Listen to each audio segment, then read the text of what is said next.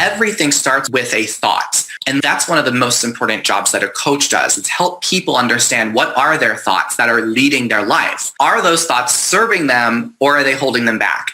Whatever got you to ordinary is not going to get you to extraordinary. And that's where coaching comes in to really help people. Welcome to the My Future Business Show, where we get you in front of your best audience and keep you there. Not only are we interviewing the biggest names in business to help you become even more successful, we're inviting you to book your spot on the show to help you grow your business. So at the end of the call, make sure you fill in the interview application form at myfuturebusiness.com/interviews. Hi and welcome back to the My Future Business Show. It's Rick Nusky here. I'm your host and welcome to the show that gets you in front of your best audience and keeps you there. Now, if you are thinking about starting a business and you want to start coaching but you don't know how to do either of those things, then today's call has certainly something in store for you because I'm on the line with the wonderful Frank Macri. Welcome to the show, Frank. Thank you so much, Rick. It's a pleasure to be here. It's an absolute treat to have you here. Now, Frank is the founder of Thriving Coach Academy, and we're going to be talking about how to start a successful coaching business and how to master the art of business and coaching. But we always like to start off first, Frank, by learning a little bit more about you. I was wondering if we could start off with where you're located. Where is home for you? Home for me right now is the West Coast, Seattle, Washington. Fantastic. And have you always lived there, Frank? No, so I'm originally from Long Island, New York, and I relocated to Boston for college for a few years. And that was around the time I discovered what life coaching was. And then I moved to China for a few years and started building up my business simultaneously while living out there. And after China, hopped to Vancouver, Canada, and now live in Seattle. It's been about 4 years here. I think the experience over in China would have been a cultural explosion for you. What did you learn in terms of culture over there, and how has it helped you today, do you think? It's so much has informed me as an entrepreneur, because to move to a country like China, being so different from the United States, it really requires you to be resourceful, be patient, be determined. And I had a great experience, but I feel like all of the resilience that came from living in China definitely overlapped and transferred into growing and starting my own coaching business. Now, part of this whole early part of the call, I'd love to wind back time and go back to childhood. When you were growing up, did you have fond memories, and what would be one of the fondest memories that you can recall? So growing up, I was a really shy and introverted kid. I was the quietest in a very loud Italian-American family.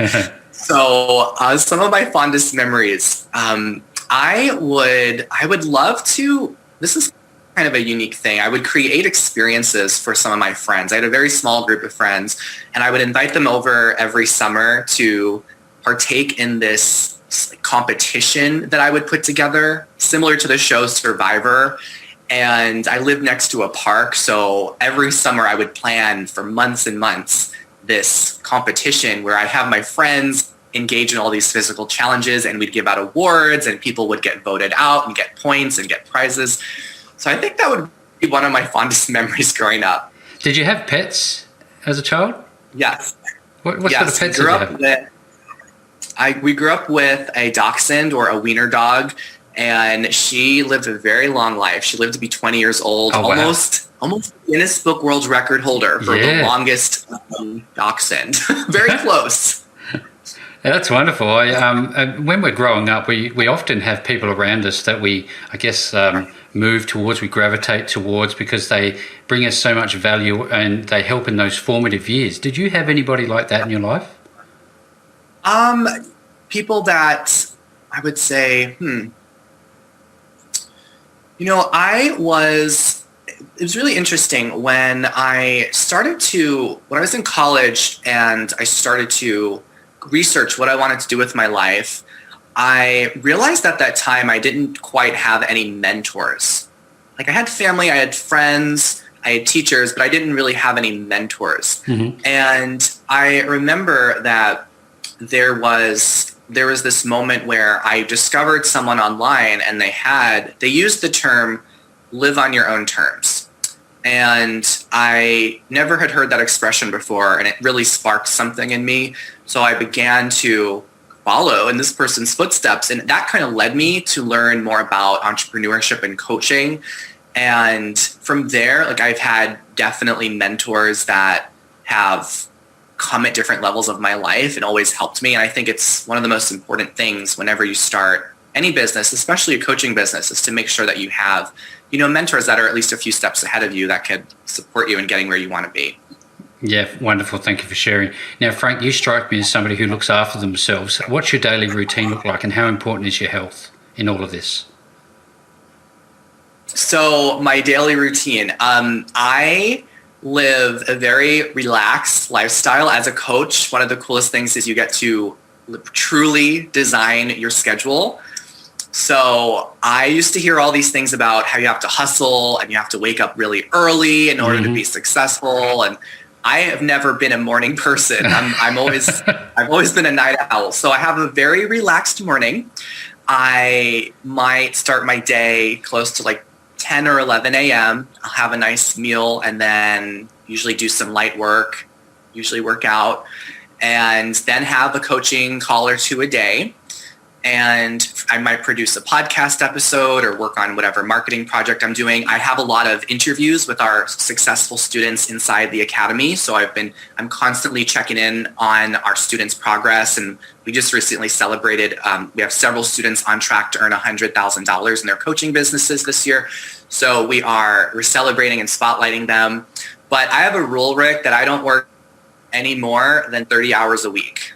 And that's been so fun to be able to really dial in. And a lot of people think that, the more successful you get as a coach, that it's going to require more work, more time, more energy. And I've actually found it to be opposite. When you manage your mind well, you learn how to get more done in less time. So I've designed my coaching business in a way where it doesn't require more than 30 hours a week.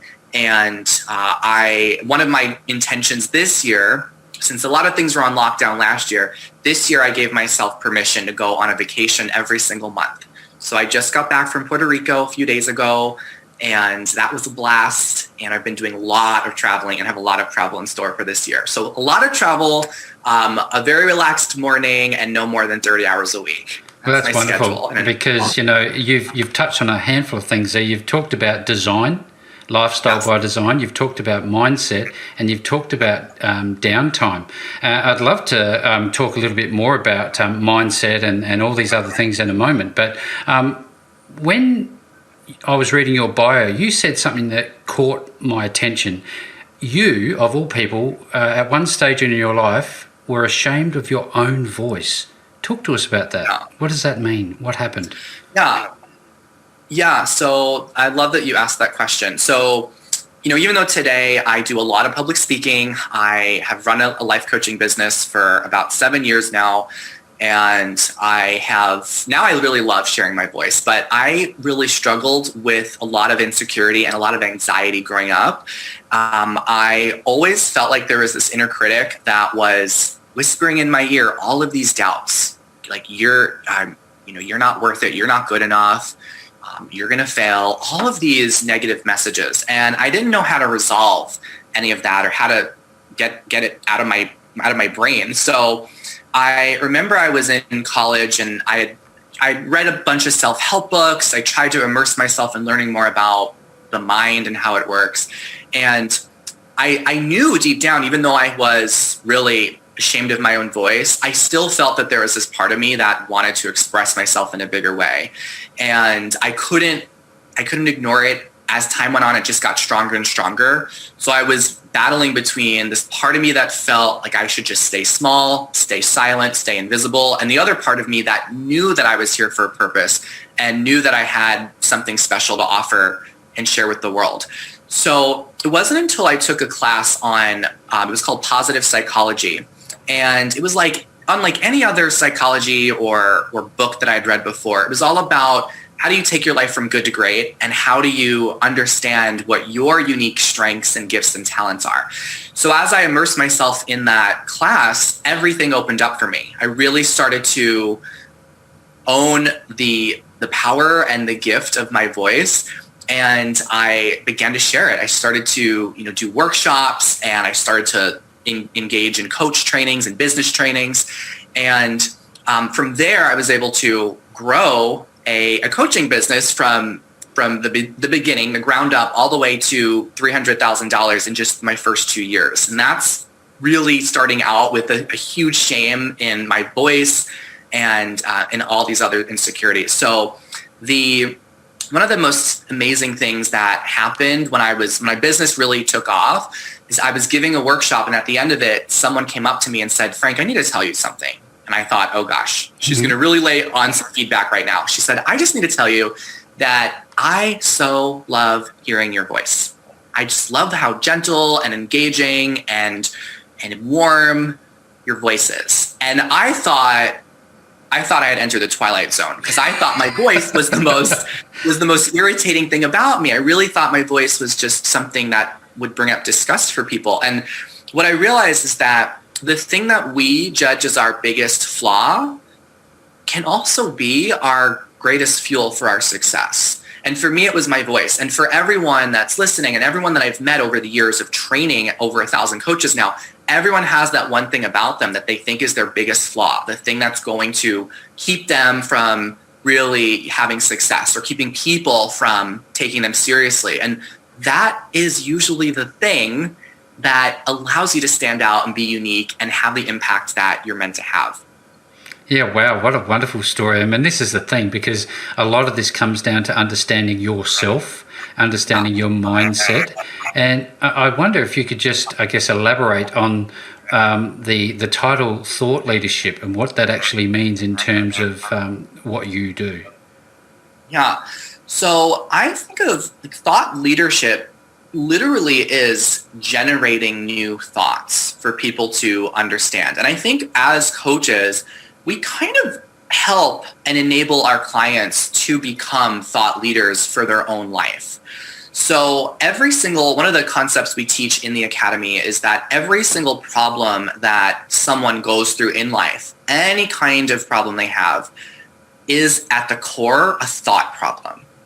Every single result that we have in our life that we don't have, any kind of behaviors we're trying to change or emotions we're trying to work through and release ourselves from, everything starts with a thought, right? Because our thoughts are what generate our emotions. Our emotions are what fuel our actions and behaviors.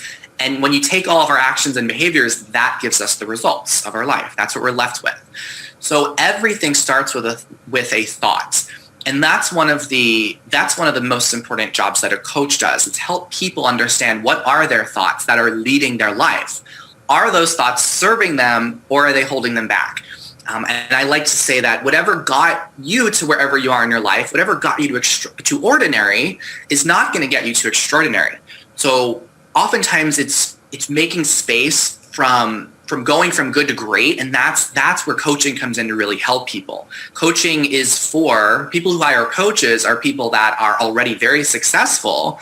They already have many areas of their life that are extremely good, but they're just trying to figure out maybe one other area, or they're looking to take something to the next level. So usually they're successful in all areas except one.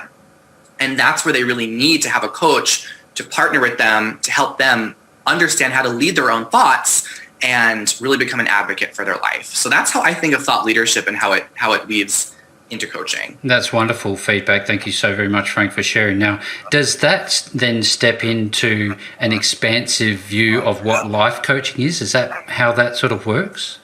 Yeah. So I like to describe, a lot of people have different ideas around what is a life coach. Is it just a glorified best friend? Is it just someone that showers you with affirmations and gives you a high five? And it's so much more than that. The coaching industry, even when I got started 7 years ago, it has evolved so much. When I got started, sometimes people didn't take the term life coach very seriously. And even though years ago and today, the coaching industry, it's a multi-billion-dollar industry. So I was the only person in my family and friend circle that was pursuing coaching as a career. And, most people were supportive. Other people were a little skeptical and thought, are people going to take you seriously? And what I found is that there is such a need and such a demand for coaching, and people absolutely see the value in it. And I like to say that until we have enough coaches for every single person on the planet. We don't nearly have enough coaches. So with the pandemic last year, a lot of industries, of course, were impacted. The coaching industry was no exception, except our industry skyrocketed. More people are looking for coaches now than ever before. So what coaches do is they help people use their mind to create any result they want in their life. They help people use their mind to create any result that they want in their life. I like to sometimes compare coaching to therapy as well. Usually that's a good reference point for people. Now, I've hired many therapists in my life. I love therapy. I think it's extremely beneficial. And at the same time, when I grew up, I thought that whenever you have stress, you just have a therapist. That's the only professional that can help you. But what I realized is that I was going to my therapist and I was leaving the session feeling like I had processed my problems, but I hadn't really come up with a plan of action to actually get the results I was wanting. And that's where I could have benefited from working alongside a coach. And later in my life, when I discovered coaching, I did. And I started to have it open up for me. So therapy often takes people from dysfunction to functional. So from a dysfunctional state to functional. Usually therapy addresses there's a diagnosed mental condition, and that condition is treated to get someone back to a functional state. Coaching takes someone from a functional state to an optimal state of life. Okay, functional to optimal. So coaching kind of picks up where therapy leaves off. So as coaches, we're not diagnosing anyone with a mental condition. We are not treating mental illness.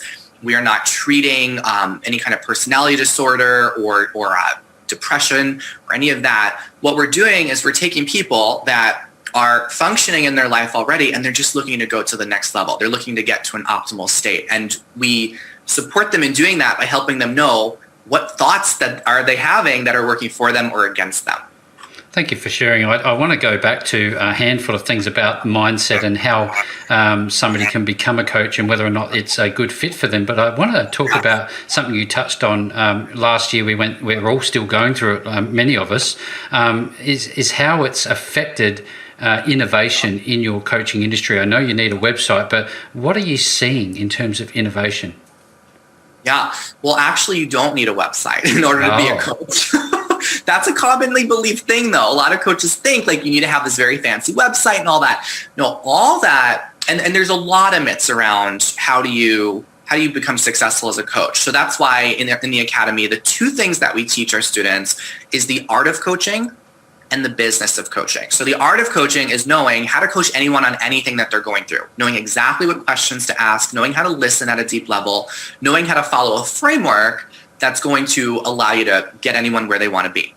Now, the business of coaching, oftentimes starting out when coaches are getting into it, it's about unpacking all of the things that they assume they need in order to be successful. For example, thinking like you need a website or a large social media following, or you need to be in a very wealthy community or have wealthy connections, know the right people. All of those things are actually myths. No coaches need any of that. When I got started, I had zero credibility. I was, I think, 23 years old when I got started as a coach. And I really thought, who's going to take me seriously? I have no credibility. And I was so worried about it. And a lot of coaches, when they enroll in the academy, that's one of their first questions is, how do I have credibility when I'm just getting started? Is that the imposter syndrome? Yes, so much of the imposter syndrome, right? And it's normal for everyone to have that. Most coaches, when they're looking to take the plunge, they don't feel ready, they don't feel prepared, and they don't think that it is the right time, but they do it anyway because they realize that you have to start before you feel ready, and wherever you are right now, it's enough. I like to say if you have the draw to become a coach, that's enough of a sign. There's 5 key signs that I can share with you a little bit later that I think people really need to tune into to know that it's your time to become a coach. But what I like to help people understand is all that it takes to become successful as a coach when it comes to the business is you've got to meet people, you've got to tell them that you're a coach, and you've got to make offers to help them. That's really all that it boils down to. And that's the 3 things that we really help our coaches understand is exactly how to meet people, like where to find them, and how to talk about coaching with them in a way that makes sense and is relevant to them, and then how to make really compelling offers so that way people will want to hire you. I wonder, in terms of marketing a coaching-based business, would it then be relevant to have some sort of online platform to help you market? Yeah. So absolutely. Yeah. Yes. There's so many different ways. I think that most coaches run their businesses online. And what we teach our coaches is you want to get really good at organically marketing your business. And if your listeners aren't quite sure what that is, it means you're not paying for clients. You're not paying for advertisements. Okay. You're not paying for a Facebook or a YouTube ad. So when you can we teach our coaches how to organically market their business for the first 100K in a year. So they're able to do that. Once they organically are able to market their business, then they could start to scale with paid advertising if they want. A lot of our coaches are making six figures and they don't have to pay for any kind of ads. They just market themselves online, which is amazing. I always think about confidence and fear of public speaking because I knew that at some stage most people go through that experience. How do you help people overcome those fears? Yeah, so one of the things that we include in our business development section of the Academy is we have a whole deep dive into knowing how to really communicate and share your story with groups. So I had a huge fear around public speaking. As I shared earlier, I was really introverted. I was the kid that would sit in the very back of the classroom. I wouldn't raise my hand. And I carried this belief for so many years that I shouldn't speak unless I was spoken to. And I told you I had the shame around my voice. I thought I didn't have anything valuable to offer. So the good news, though, that I realized is that public speaking itself is not scary. It's the thoughts that we have about it that make it really scary. And once we could examine those thoughts and notice what they are, and that they're simply sentences in our brain. That's all a thought is. It's just a sentence in our brain that we could listen to and acknowledge, or we can not. And one of the things that I find has really been helpful for our coaches. Like one of our coaches, her name's Ramika, huge fear of public speaking. When she started out, it was the last thing she wanted to do. And one of the things that she realized is that you only really need to be one chapter ahead of the people that you want to serve. Only one chapter ahead. A lot of people think that they have to have all of their life figured out before they can really contribute anything meaningful. And what she realized in one of our trainings is you only need to be one chapter ahead of the people you want to serve. Now she's like posting nonstop all over the place, and she's on track to make 100K this year. Just so fun. I'd love to, if we could, given that time is flying. What is certified coaching mean in your platform? What's the certified part mean? Yeah, so we are an accredited coach training program. It means that the governing body of coaching, which is the International Coach Federation, they set the standard for the coaching industry. They determine what are the core competencies that coaches need to have to really have the biggest impact with their clients, and what is the professionalism that they want a coaching program to offer. So Thriving Coach Academy, we are fully accredited by the ICF. So when people look for certifications, I share with them that not all certifications are created equally, because coaching is technically an unregulated industry. Anyone can decide to call himself a coach if they wanted to wake up one day and do that. So the barrier to entry in the coaching industry is extremely low, but the access to quality coach training is very limited. So that's what we give in the Academy. We teach our coaches exactly what frameworks they can use and rely on to get their clients maximum results. Now, sometimes when coaches think about do I really need certification, or can I just wing it? And I just like to share, like, if you're in a forest and you're lost in this forest and you're trying to figure your way through it, and then you have someone come up to you and say, here's the map of where to get through the forest and how to navigate yourself through it and how to get wherever you want to be. That's what certification is. It's more than a piece of paper that's just saying that, you've put a lot of time and effort into mastering the art of coaching, but it's also your roadmap to success. It allows you to save so much time trying to rely on just your life experience or your intuition, but really use frameworks that have worked time and time again for plenty of other individuals. So it's getting those frameworks. And sometimes people think, well, is my intuition enough? And I think intuition might feel really good for you because you like using your intuition, but it's terrible for the client on the receiving end because they're not really sure where they're supposed to be going in the session. They're not really sure exactly, where the session is going to take them. So that's why it's so helpful to have frameworks, so that way you could not try to reinvent the wheel for yourself. This has been a great call so far, Frank. Thank you so very much for sharing. Now, I'd love to. I know you've served hundreds of different people from all walks of life. What industries or niches or sectors can benefit from your coaching training or applying coaching in their industry? So good. So we have people from all different industries that have really found coaching to be in alignment for them.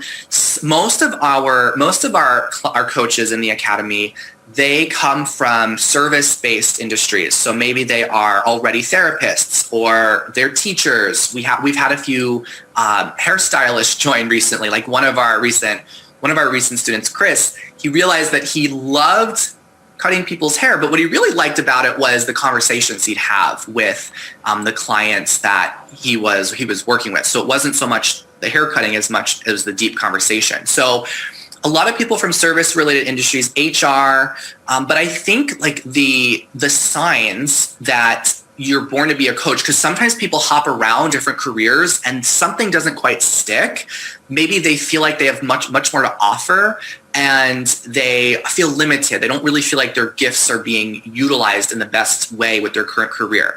So the signs that I tell people to look for that makes it very clear that you're born to be a coach is number one is you're passionate about making a difference in people's lives. So if you really find joy helping people achieve their goals, you love seeing people win, that is a huge sign. Okay, so that's the first thing, if you're passionate about making a difference in people's lives. The second sign is if you have this natural curiosity for people. If you like understanding how people tick, what people are about, what lights people up, what motivates people. So if you just have a natural intrigue about human beings, then you would absolutely benefit from learning how to ask appropriate questions that will elicit the most awareness for clients. And that's one of the skills that we teach in the academy. It's how to ask powerful coaching questions. So that's the second sign, is that you have a curiosity for people. The third sign is if you are, in general, an optimistic person who sees new possibilities. So you're someone that, when it comes down to it, you believe in change. You believe that change is possible no matter the circumstance. And I think the past couple of years have been the test of that for all of us. Oh, yeah. So, if you're someone that really does lean on faith and hope and optimism and opportunity in order to get you through challenges, then you would be a great coach. And I think people need more people who could be beacons of hope now more than ever. So that's the third sign. The fourth sign is if you are an attentive listener. So if you ever listen to someone and you kind of have a little hunch that there's something more that they're not saying, or you just know that something's off, that's one of those signs. Like if you ask someone, how are you? And they say, oh, I'm fine. But you have this feeling like they're not just fine. Something maybe is not so good for them. So that's what people say and that's what people don't say. And that's what coaches become really gifted at, is being able to read between the lines and uncover even what the client isn't understanding about themselves. So that's the fourth sign, is you really are a great listener. And then the fifth sign is if in your own life, you're a goal setter and you love self-help and personal development. So I will jokingly say, whenever I go to a bookstore, I go right to the self-help section. I just could spend hours and hours there. And a lot of coaches, they love the self-help. They go to the workshops and they just know that they're lifelong learners. They never get tired of learning or setting new goals in their life. So they're people that don't settle. So that's the fifth sign. So I think that no matter what industry someone's in, if they see those signs in themselves, all that they need to do is now learn the skills that will allow them to take those signs and use it to put together a coaching business that they can truly love. And those skills are what we help people with in the academy. This seems to me like it's more about a long-term relationship that you would have with your clients, who I guess would in many cases turn into friends. How long does it take for someone to see results, especially if they're very introverted, have fear of public speaking, don't believe they can do it? What's the turnaround time generally? Or how long is a piece of string? Good question. Yeah. So our coaches get certified and have their businesses launched within 6 months. That's our time frame. We have a very streamlined curriculum that requires about 5 hours per week. So most of our Academy members, they have full-time jobs. A lot of them have kids that they're raising. So we space it out. So it's about 5 hours per week. Within 6 months, certified, business launched. A lot of our coaches are doing so well that we are seeing most of them enroll paying clients much before the 6-month mark. We've seen a lot of coaches enroll paying clients around month 2 or month 3. Oh, wow. Yeah. So that's something to know, is that you don't have to wait until you fully get certified to start getting paying clients. We put our coaches on the fast track so they could really start working with paying clients and build their practice as they're also learning.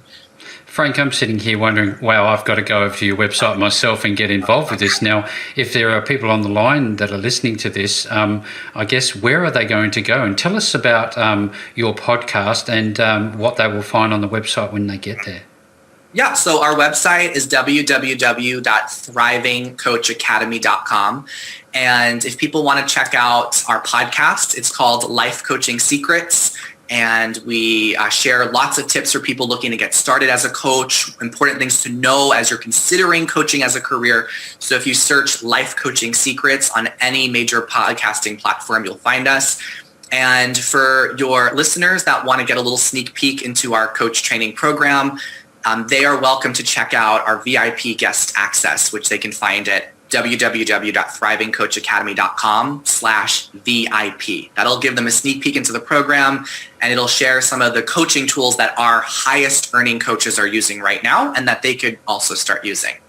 Now, I've actually had a look at the sneak peek VIP section. I've also had a listen to several of the podcast episodes, Frank, and there is a ton of value, even in those short VIP sort of introductory level content, and it's a credit to you. And for everybody who's on the call today, as is normally the case, I will be making sure that the links back to thrivingcoachacademy.com are made available for you to follow up with Frank. Now, reach out to Frank. He doesn't bite, at least too hard, last time I checked.